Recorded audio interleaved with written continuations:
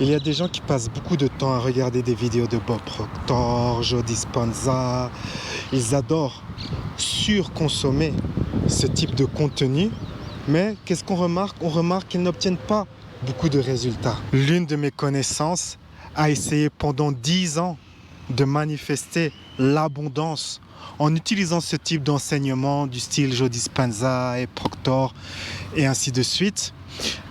Mon contact, mon ami, aurait mieux fait de démarrer un business plutôt que d'utiliser ce type de contenu. Le problème, ce n'est pas le contenu, c'est la manière dont il est utilisé. Dans cette vidéo, je vais vous expliquer pourquoi ce type de contenu peut maintenir certains types de profils dans la pauvreté, comme mon ami, ce gars-là, que je connais depuis une dizaine d'années, qui tourne en rond comme ça.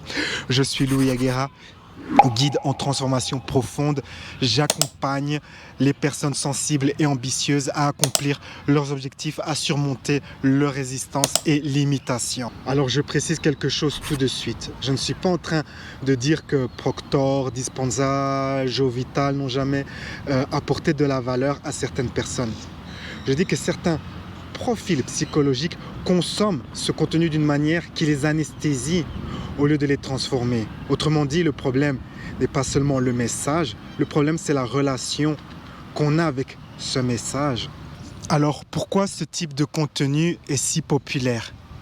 Derrière le message sous-jacent, derrière ce type de contenu, c'est qu'il y a quelque chose de plus grand en nous, quelque chose comme ça de divin, de magique, qui a un très grand, un très fort potentiel. Et c'est pour ça, quand on consomme ce type de contenu, on se connecte un peu avec cet aspect de nous qui est divin, qui a ce potentiel énorme de créer sa réalité préférée. Alors souvent on peut taper comme ça dans cet aspect de nous-mêmes qui est comme ça, qui peut manifester. On sent que oui, c'est vrai, il y a une vérité dans ce message. Et donc on est inspiré, motivé. Mais il ne faut pas s'arrêter à cela. Il faut aller au-delà de la motivation. La motivation ne va pas créer votre réalité préférée. Parmi tous ces gens qui adorent ce type de contenu, il y a un type de profil que j'appelle dopaminergique. Il est très motivé comme ça par cette idée de l'expansion, de créer des choses, de manifester des choses. Il surconsomme ce contenu. J'avais connu un gars comme ça à un moment. Il y avait toutes ces vidéos sur la photographie, sur YouTube et tout. C'était vraiment un sujet très à la mode. Et en même temps, il y avait ces vidéos de manifestation. Et ce gars, il s'est dit, ok, ben, je vais manifester une carrière de photographe. Je vais faire les défilés. Je serai le roi de la photographie vite fait grâce à la manifestation. Et donc, c'est un gars de profil dopaminergique. Il a vite acheté une caméra semi-pro. Mais voilà, ça s'est arrêté là. Parce qu'après, il y a la réalité où il faut aligner ses actions, ses pensées et ses émotions avec la réalité préférée et vraiment rentrer dans la vraie énergie d'être un photographeur. Apprendre ce que c'est que la sensibilité ISO, vitesse d'obturation, tout ce qui est ouverture et toute cette technique en fait, toute cette réalité, prendre les fameuses techniques de photographie. Et là, il y a plus de dopamine, il y a la réalité sobre avec laquelle il faut s'aligner. Et il s'était rendu compte que c'était pas vraiment ça qu'il voulait. Il voulait pas être un photographeur. Il était juste dans cette énergie comme ça, que peut-être ce serait un raccourci vers la gloire. C'est le drame de ce type de profil. Ce type de profil veut un résultat, mais ne veut pas faire le travail d'alignement identitaire. C'est un type de profil qui surconsomme ce contenu comme une drogue, mais qui n'est vraiment pas du tout intéressé à réellement changer. Elle veut ressentir le changement, elle veut le résultat, mais elle ne veut pas faire les efforts d'alignement. J'avais connu l'une de ces personnes qui m'avait montré un disque dur rempli comme ça de livres électroniques, de formations et tout ça. Et c'était l'une des personnes les moins douée à manifester sa réalité préférée. C'était une personne qui avait très peu de résultats et pourtant elle avait un disque dur rempli de contenu de développement personnel. Ainsi est ce type de profil. Aussi, le gros défaut de ce type de profil, c'est un type de profil qui commence plein de choses, qui met des briques tac tac tac, mais qui arrête l'édifice. Après avoir posé quelques briques, ce type de profil se dit ok, j'arrête ici, je passe à autre chose, je passe à autre chose, je passe à autre chose, et elle n'accomplit rien du tout. Sur 10-15 ans, vous pouvez suivre ces personnes, elles n'accomplissent rien du tout.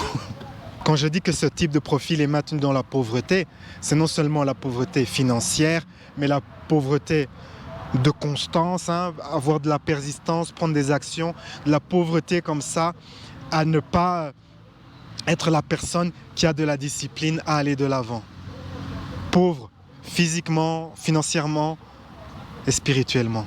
Face au changement, nous avons ce fameux profil dopaminergique. Il aime l'intensité, la projection, les grandes idées, les sensations d'expansion, mais il résiste à la sobriété du vrai changement. C'est le profil le plus exposé à la consommation infinie de contenu comme ça, sans obtenir de résultats. Enfin, il y a un autre profil, c'est le profil lucide, mais qui est dispersé. C'est une personne qui comprend beaucoup de choses, qui a déjà beaucoup travaillé sur elle-même, mais c'est une personne aussi qui multiplie les approches, qui change de direction, accumule beaucoup d'informations, mais qui n'intègre pas. Cette personne doit faire attention, mais elle a quand même en soi la possibilité de faire des changements. Enfin, il y a le profil engagé dans le réel. Il est prêt à voir ce qu'il ne va pas, il n'aime pas toujours ce qu'il découvre, mais il accepte la confrontation. Il accepte de faire des changements, même à petits pas. C'est un profil qui est prêt à avancer.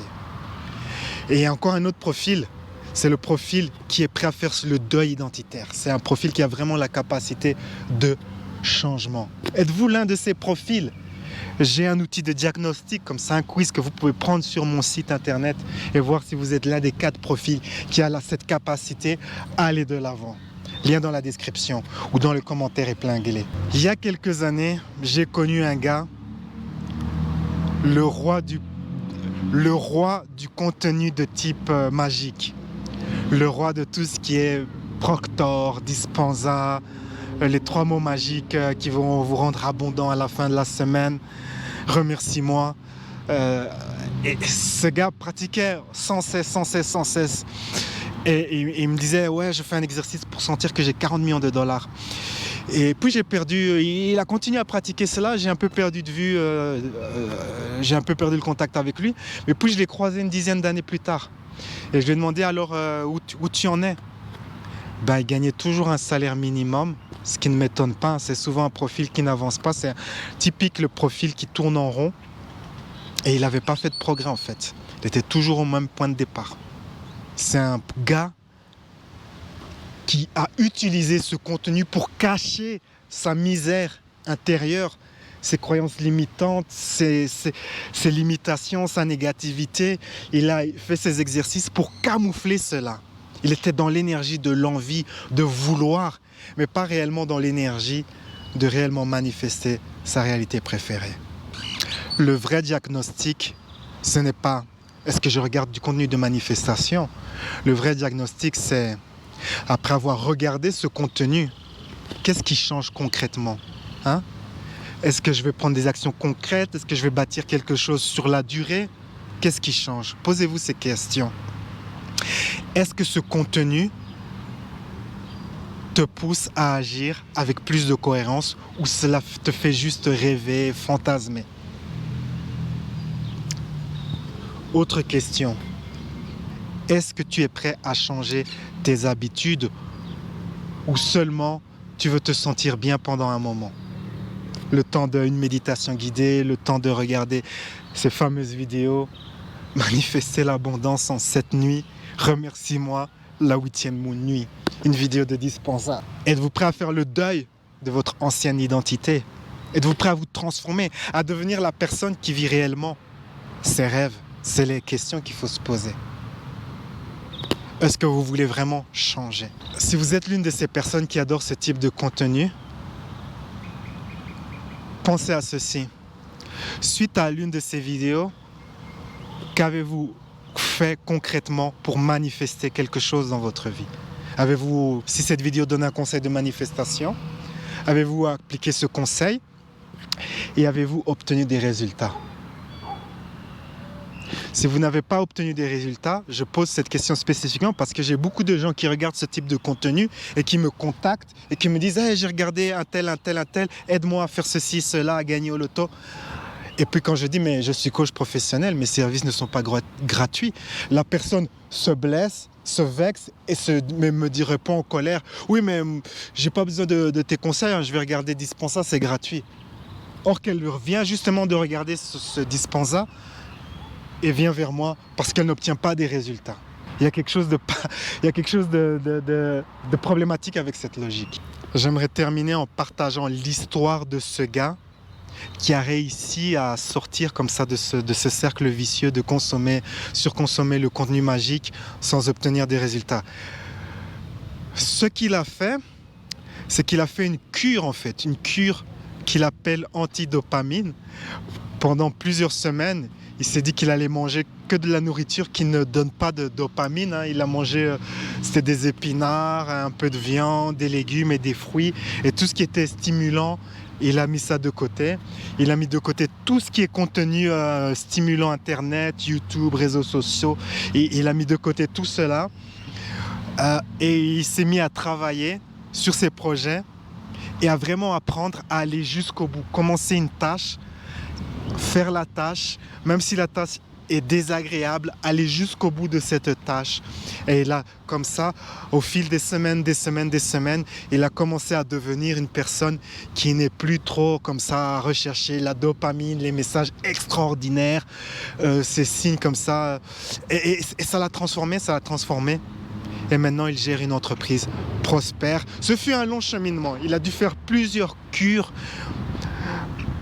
un travail intense sur lui-même en fait. Car souvent, quand on a ce profil comme ça, qu'on veut absolument les choses de manière magique, sans changement identitaire, c'est qu'il y a quelque chose en nous qui est cassé, qui doit être réparé.